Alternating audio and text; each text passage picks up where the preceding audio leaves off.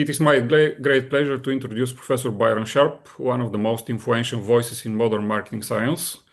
He is the director of Ehrenberg Bars Institute for Marketing Science, the world's largest center for evidence-based marketing research, and the author of How Brands Grow, a book that has reshaped how marketers, academics, and business leaders understand brand growth.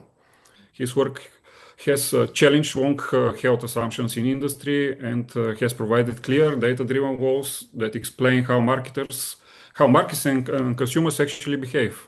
So, Professor Sharp, thank you for joining us today. It's an honor to have you with us. Ah, that's better. It's lovely to be here in Istanbul. I'm not too far from you.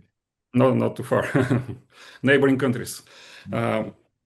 Professor Sharp, this is first time that the book How Brands Grow is being issued in Bulgarian by the renowned Bulgarian publishing house Istok Zapad. What would you like Bulgarian marketers, brand managers, and business leaders to pay special attention to when they're reading the book for the first time? And is there anything you hope might change in the way marketing is practiced here as a result? Well, I would hope it will change practice. It's had some impact on practice around the world. It's certainly the Ehrenberg Bass Institute is vastly more famous than it used to be, and I think we can attribute it to the book How Brands Grow. So I would give the same advice that I give to our young marketing scientists in the Ehrenberg Bass Institute, and that is to be open-minded. You're going to read things that are surprising, but that's the way that science has always been. The world is actually quite a weird place, and I don't know of a single scientific discovery that hasn't at first been thought of as truly weird. So we need to be open-minded. If we're not open-minded, we'll just keep, we're stuck in the Middle Ages with superstition and just keep repeating the same things over and over just because they feel right. So we need to be open-minded. But I'd also encourage you to be skeptical. Yes. Don't believe anything just because I say it. The book is chock full of data and there's lots more available. So the evidence is there. This is a book about evidence-based marketing. But, demand to see the evidence and by all means, go and have a look at your data on your own brands. You'll probably be surprised. You'll find the same law-like patterns there. Bulgaria isn't different. Yeah. Okay, I would like to ask you also, based on the empirical goals you describe in How Brands Go, what would you advise Bulgarian companies to focus on if they want to achieve more consistent and sustainable marketing growth?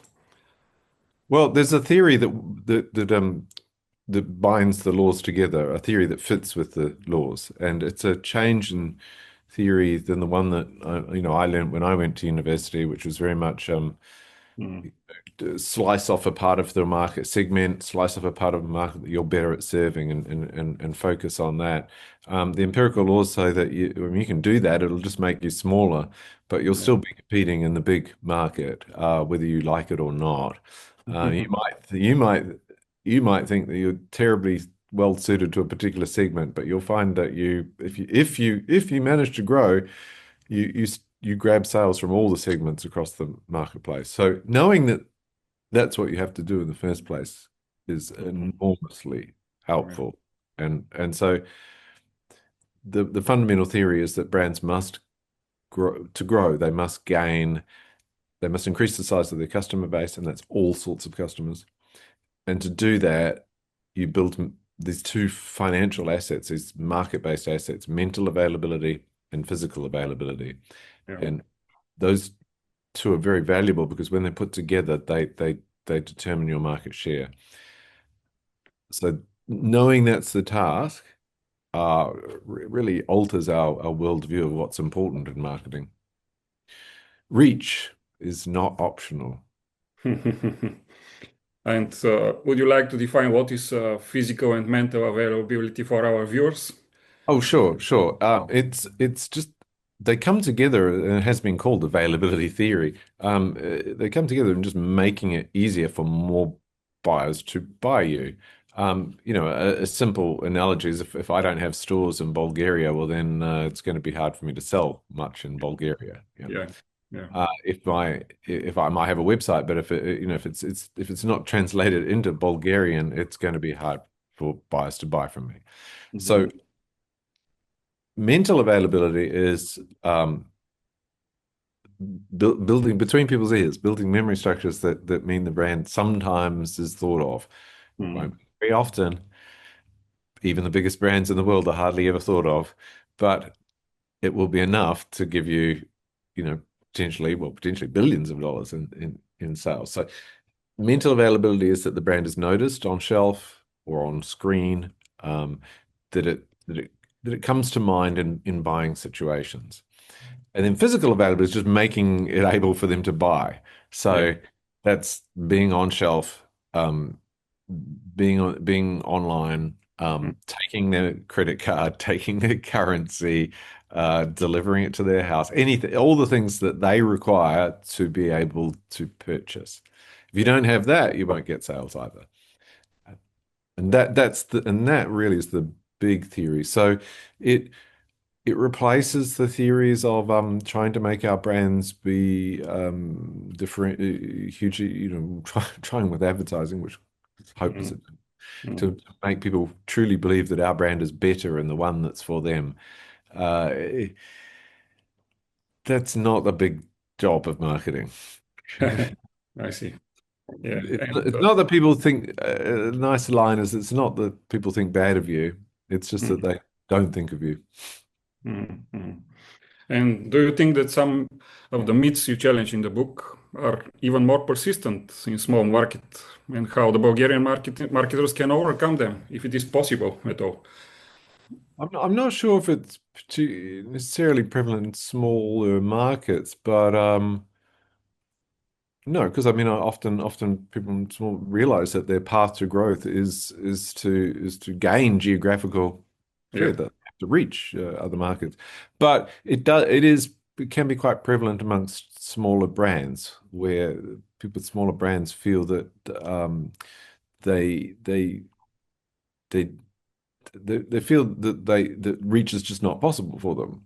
It's not true at all. It just means, sure, you're going to have less reach, but you still want to get as much as you can. And so you shouldn't sort of doom yourself from the start of deciding that you will always be small, because that's not true. It doesn't have to be.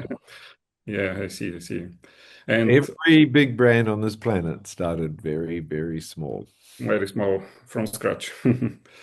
What would you say to Bulgarian companies that feel that their market is too small or too different for the roles in the book to apply? I come from Adelaide, Australia. Yeah, It's in the Southern Hemisphere. Do you know how many people in the world live in the Southern Hemisphere? I don't know. It's about 10%. 10%? 10% of the world live south of the equator. I didn't know. And you're interviewing me now because the fame of a little B2B brand, the Ehrenberg Bass Institute, has spread globally. Yeah. It's Very good example. perfectly possible. But if we told ourselves our market is small and we must focus on our state of South Australia, well, you wouldn't be interviewing me today. So it's perfectly possible. Yeah. I agree with you. And what should small brands focus on if they want to grow? Can you tell us some framework, some model? They must get more customers. Must. They must grow their customer base, and they must build mental and physical availability. So, I was in New York recently, and New York is, I know, Americans drink a lot of coffee, but it's pretty awful coffee. And there's this thing in New York where they're starting to get coffee shops like very sort of Australian coffee shops. And I found one of these coffee shops, and I would go there, and I spoke to the lady who she said she'd only been running it for a few months. It was her baby, this new tiny little coffee shop, and I said, "Well, look, I'm a professor of marketing. I'll give you some advice. Put up some more signs, right, on the blocks around, pointing to where your store is, so that people can see you and reach you. Okay, you've got to get more reach, and don't do a loyalty program where Mm-hmm. you give free coffees for the people who've already found you. Okay, stop thinking about the people who've already found you. You're a good coffee shop. You make good coffee. That's not. Once people have found you, they'll add you to their repertoire. But the problem is most people don't know you're here, and Mm-hmm. that's true for what we says for so many small brands. Small brands, small brands don't have a loyalty problem. They've actually already got some quite loyal customers. But what they have is a problem if they don't have enough customers. Mm-hmm. I would like to ask you, why do so many marketers still believe in differentiation when your data shows that it is largely a myth? Well, no, I mean differentiation definitely exists, but I mean it's painfully obvious when it's there, it's there. You know, a Ferrari is not a Toyota Camry, and Yeah. an 8-year-old child can see that, right? I mean, and Mm. um, I think the problem is that we made it more mystical, and we said that it's more than that. It's tiny little things that you can't see, and you have to torture data to find out that you're, you know, and you have to brief your ad. We need more differentiation. We're not differentiated enough. This goes on in boardrooms all the time, and the evidence says, look, it's not a Mm. problem. Mhm. It's Mhm. not a problem.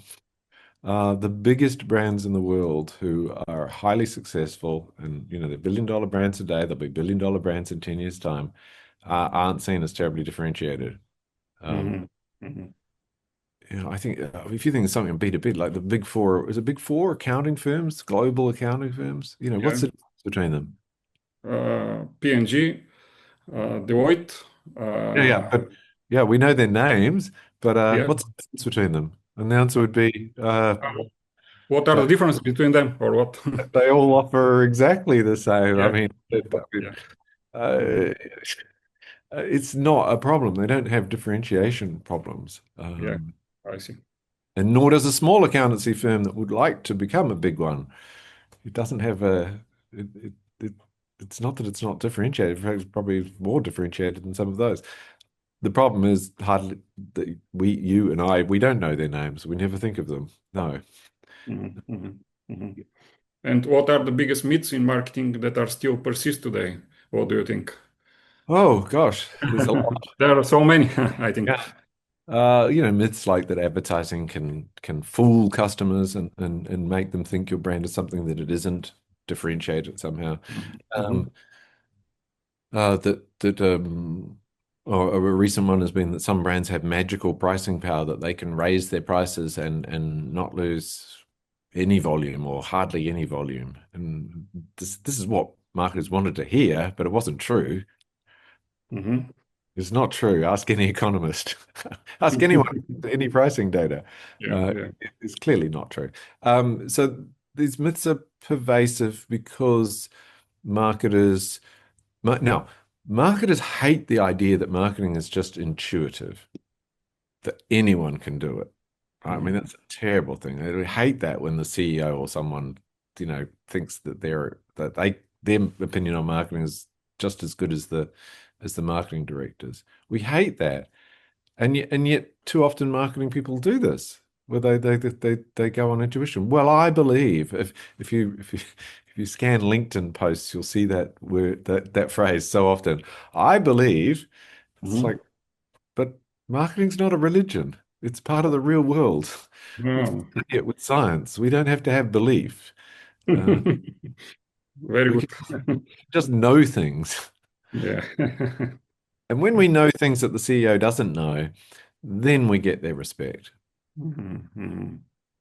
I would like to ask you also, why do marketers keep targeting narrow segments when the evidence shows broad reach works better, maybe, or not?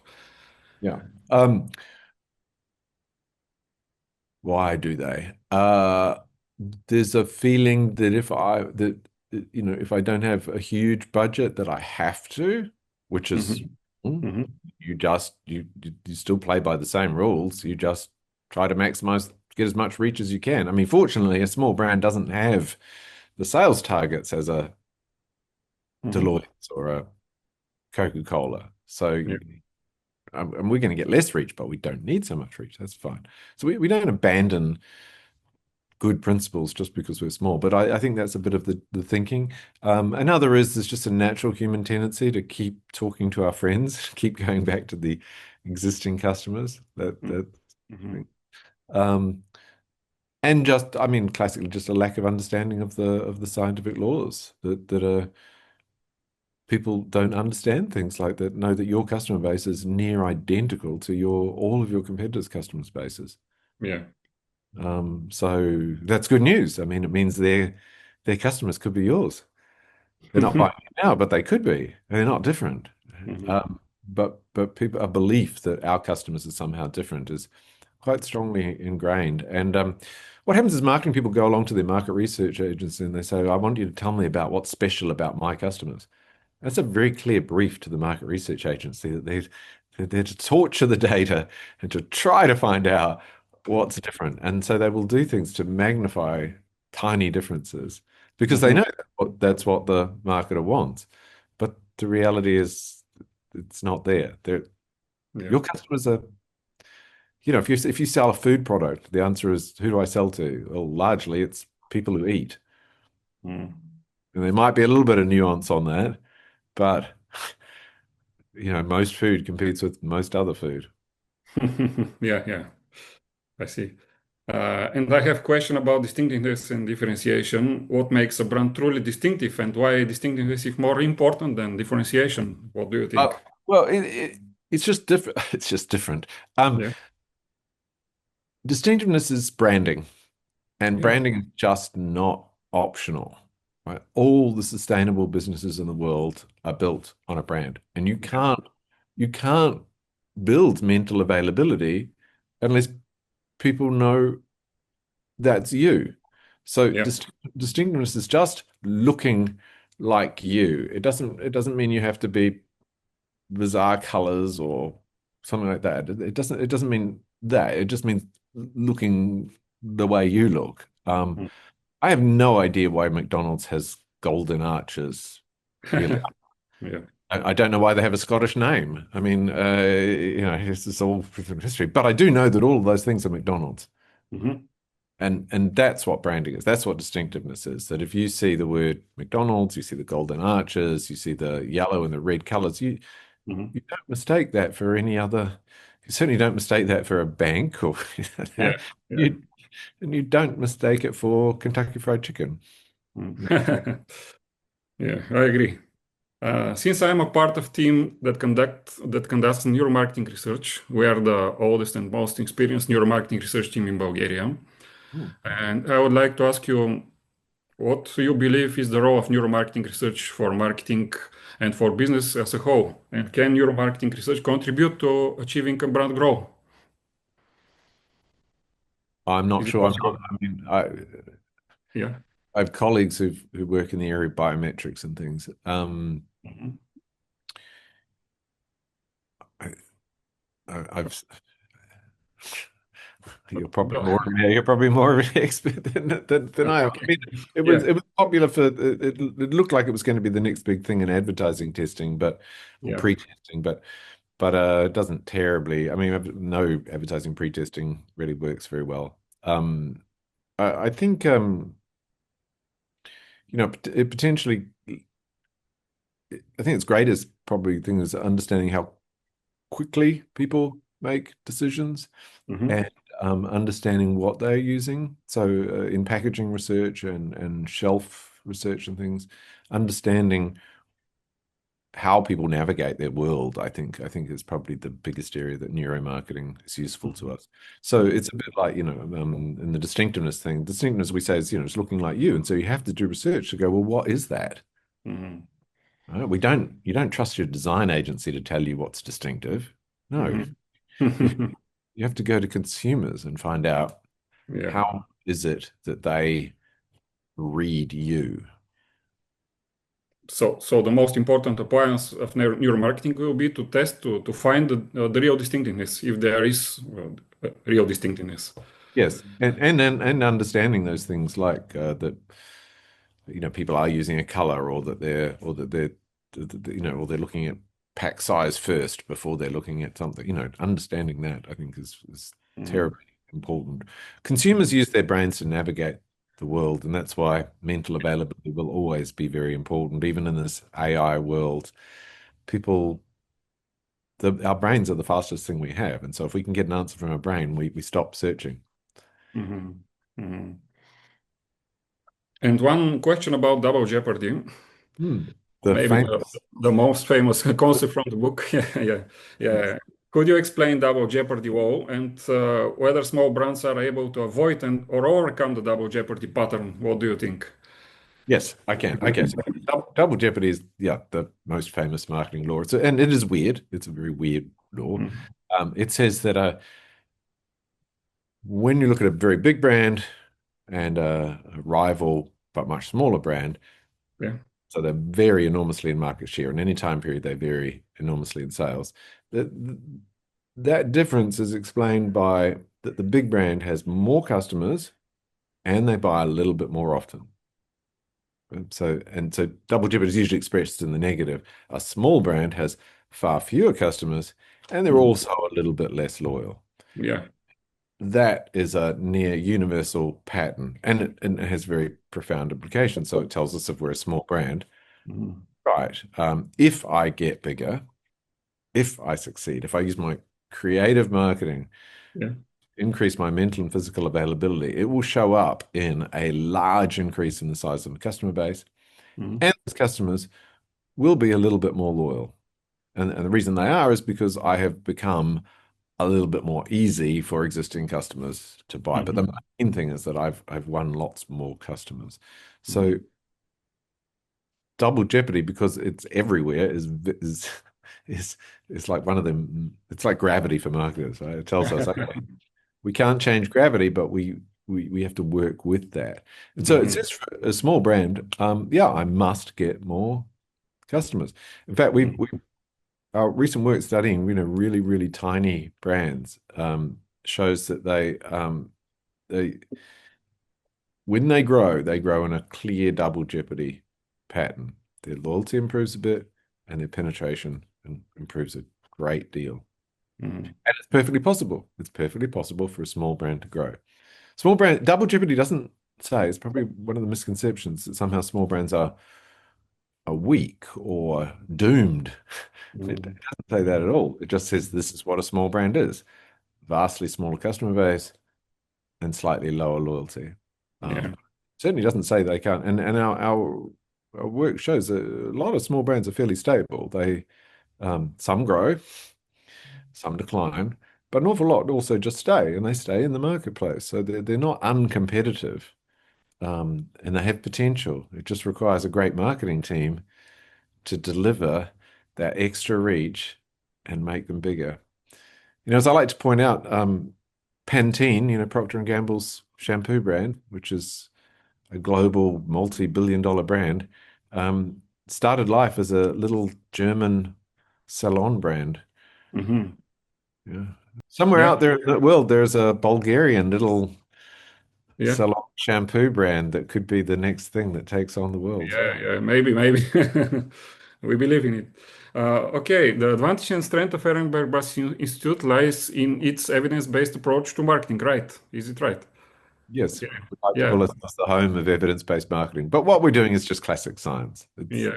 Based on the results of extensive research and analysis you have done, identified key laws and principles of modern marketing, present in your book, but your colleagues at Kantar, which is global leader in marketing, consumer and media research, also provide data-driven insights that sometimes differ from yours. Why these differences occur? What do you think? We're a university scientific institute. I see the difference. You are the University Scientific Institute, and they are a commercial marketing commercial agency. Yes, they sell surveys, and so they say things that they think people will believe. I mean,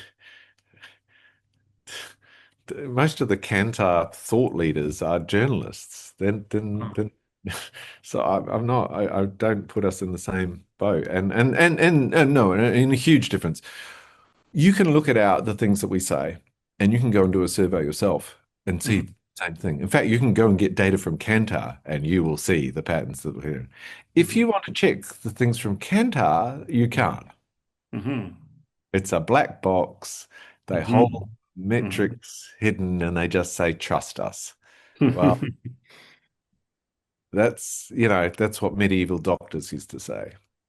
So no, there's no comparison. Okay, I agree. And finally, I would like to ask you, what truly drives brand growth? Is there a model or framework that companies can follow to help their brands grow? Yes, I think so. I think it's in the book. That's why it's called How Brands Grow. Yeah, the whole book. Now, so it doesn't, I mean, it doesn't tell a market. It's not like a cookbook. It doesn't tell you precisely, but it tells you, it gives you the framework that allows you to exercise your creativity to do the things that you need to grow, which is you need to build mental availability, you need to build physical availability. You can't write a marketing plan that says you're not going to do those things, but you're still going to get growth. Well, Yeah. you can write that, but it just won't happen. Okay, Professor Sharp, thank you for sharing these insights, for taking the time to speak with us. Your work continues to challenge long-held assumptions and to inspire marketers around the world to think more clearly and act more effectively. We truly appreciate your perspective, and we are grateful for the opportunity to bring your ideas closer to Bulgarian marketing community. It has been an honor. Thank you very much. Thank you. Thank you. It's lovely to expand our reach into Bulgaria. Wonderful. Yeah. Okay. Bye. Bye. Thank you.